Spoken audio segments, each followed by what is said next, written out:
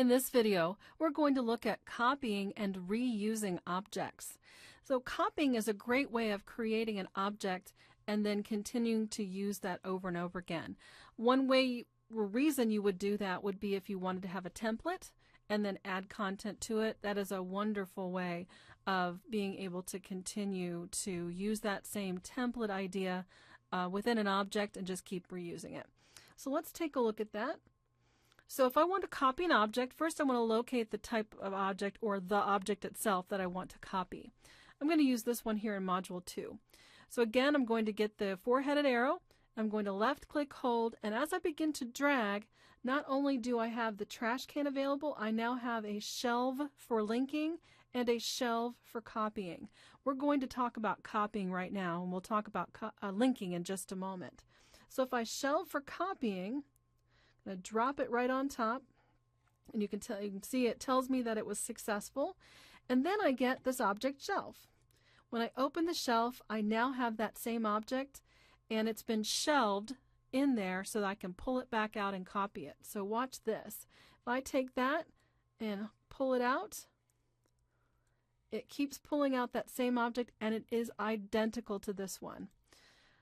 So I now have 3 copies of the same thing. So if I open this one, let's look at it. Remember, this doesn't have much in it, just an attachment, a title, and some simple text. So let's open the next one. Exactly the same content. And exactly the same content.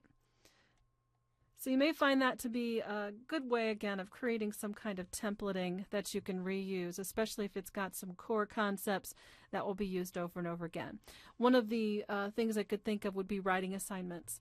Is each writing assignment in your course, especially if you're early on, may have the same rubric, and it may have the same attributes, it may have many of the same features, but that copying would allow you to put all of the things that are the same in one object, copy it, and then drag it out and use it in those spaces, and then you can configure each one individually so that it has the right thing. Because obviously each writing assignment won't be identical, but it may have some individual attributes that will be the same, and that will save you a great deal of time.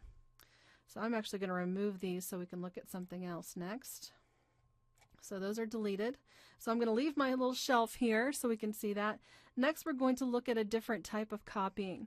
Now, this is the kind of copying that really makes it looks like a copy, but all it really is, it's called a linked copy. And a linked copy it allows you to put the same exact object in several places in the course. So let's say you had a big project that the student should be working on every single week, and you wanted to continuously remind them every week to work on that project. You would do a shelf for linking. So what I'll do with this one is, again, put my mouse over it till I get the four-headed arrow, left click hold, and as I begin to drag, I now have a shelf for linking. But I can't actually copy this one because I've already done it. So I'm going to go into the shelf for linking, and I'm going to open the shelf, and now I have 2, and it's telling me the type I have. I have a shelf for copying, so we know I have a copy, but I also have this link copy. So let's pull this one out. Again, left click, hold, and drag, and it's now there. So yeah, as you can see, you really don't see a lot of difference, right? Let's open it up and look at it. And again, I'm not really seeing a lot of differences. So this is one of those, it's a little hard to tell what's going on with it. So this is one of those features that you need to plan really well as you begin to use it. So let's go out to the original, which is this one right here. Again, there's no real indication of this visually, but I'm going to open up the original, and I'm now going to change some of the attributes. So right now it's week 2, day 1. Let's change this to something that's going to be a little more obvious for us. I'm going to change this to week 6, and then change this to week 6.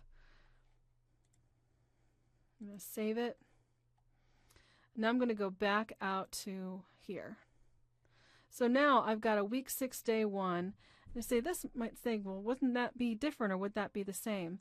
I'm going to save my course page. I'm going to refresh my page. Refreshing is one of those things that if something just doesn't seem right, always save and refresh. So now look at this. Since I changed that, now they're both identical, and that's because they're linked together.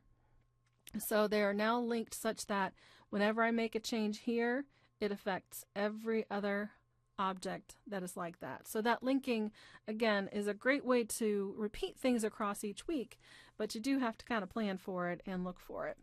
So let's open it up and look at it again. Again, there's really no indication, but at least you'll be able to use that to make multiple copies across. The other thing you can do with those is, let's say you want to reuse something, but you want to reuse it in a way that doesn't have that same attribute. So the example we just saw was I changed the date and it changed the date on all of them. What if I didn't want that to be the case with a linked object? Let's open up this copy. I can also turn it off so that I unlink the tools from the content. Now what that does is it means that the content will be the same, but if I change these dates, I can make those different. So let's make this a 12 because we want it to be really different when we look at it later. Make that 12, click Save. Let's go back. And again, this one loads and now it says week 12, day 1.